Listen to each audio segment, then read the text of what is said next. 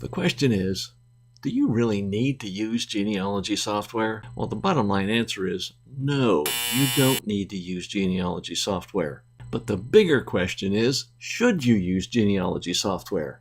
And the answer to that is a resounding yes. You absolutely should use it. Now, why? Because it's going to keep you organized. It's going to make your life so much easier. You're going to keep getting more and more information that you get from interviewing family members, from doing research. And you're going to be making changes every now and then.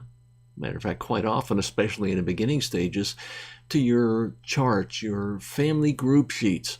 And that's going to be so much easier if you're doing it on the computer instead of having to maybe use whiteout and write over something or scratch out stuff and put in something else.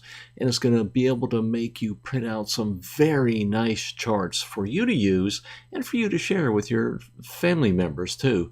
And it's going to be pretty impressive looking. I think your family members will be impressed with it, and it'll help them know, once again, that you're serious about doing this stuff.